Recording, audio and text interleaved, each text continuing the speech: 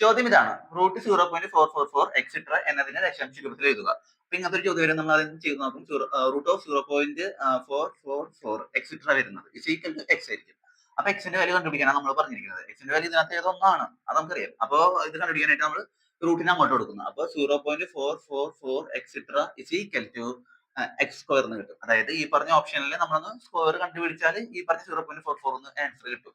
അതാ പറയുന്നത്. അപ്പൊ ഈ പറഞ്ഞ ഓപ്ഷൻ നമുക്ക് ചെക്ക് ചെയ്ത് നോക്കാം. ഇപ്പൊ ഇവിടെ കണ്ടില്ലേ, സിയുടെ ഓപ്ഷൻ 2.222 ആയിരുന്നു, ഇവിടെ 1.66 ആയിരുന്നത്. ഇതിന്റെ പ്രത്യേകത എന്ന് വെച്ചാല് ഒന്നിന്റെ സ്ക്വയർ നോക്കുകയാണെങ്കിൽ നമുക്ക് 1 കിട്ടും, രണ്ടിന്റെ സ്ക്വയർ നോക്കുകയാണെങ്കിൽ നമുക്ക് 4 കിട്ടും, മൂന്നിന്റെ സ്ക്വയർ നോക്കുകയാണെങ്കിൽ നമുക്ക് 9 കിട്ടും. അപ്പൊ ഇവിടെ രണ്ടിലും ഈ 2.22 ചെയ്ത് കഴിഞ്ഞാൽ നമുക്ക് 4-നേക്കാളും വലിയൊരു സംഖ്യ കിട്ടണം. നമുക്ക് വേണ്ടത് 0-നേക്കാളും അല്ല, 1-നേക്കാളും താഴെയുള്ള സംഖ്യയാണിത്. ഇവിടെ നോക്കുകയാണെങ്കിൽ 1.66 ആണ്. അപ്പൊ 1-നേക്കാളും വലിയ സംഖ്യ നമുക്ക് ഇവിടെ ചെയ്താൽ കഴിഞ്ഞാൽ കിട്ടാം. നമുക്ക് വേണ്ടത് 1-നേക്കാളും താഴത്തുള്ള സംഖ്യ വേണ്ടത്. അപ്പൊ ഈ രണ്ട് ഓപ്ഷനും, ഓപ്ഷൻ സിയും ഡിയും നമുക്ക് അല്ലെന്ന് മനസ്സിലാവും. ഇത് രണ്ടും അല്ല. ഇനി ബാക്കിയുള്ളത് എയും ബിയും ആണ്. അപ്പൊ ഇതിനകത്ത് നമുക്ക് 4 വരുന്നത്. അപ്പൊ നമുക്ക് കുറച്ച് സിമിലർ ആയിട്ട് തോന്നുന്നത് ഇതാണ് 0.22. അപ്പൊ നമ്മൾ ചെക്ക് ചെയ്ത് നോക്കാം. അപ്പൊ 0.222 ഇൻറ്റു 0.222 ചെയ്ത് നോക്കുന്നു. അപ്പൊ ചെയ്യാനുള്ള എളുപ്പത്തിന് ഈ പറഞ്ഞ പോയിന്റ് ഞാനിപ്പോ മാറ്റാണ്. ഇപ്പൊ 222 ഇൻറ്റു 222.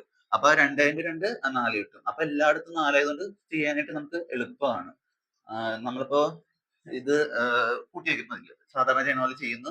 4, 8, 12, 2 ഇഷ്ടം 1, 9, 4. അപ്പൊ ഇങ്ങനത്തെ ഒരു ആൻസർ കിട്ടും. ഇനിയിപ്പോ പോയിന്റും കൂടി അല്ല, 0 പോയിന്റ് ഉള്ളതുകൊണ്ട് നമുക്ക് ഈ പറഞ്ഞ പോയിന്റും കൂടി ആഡ് ചെയ്യണം.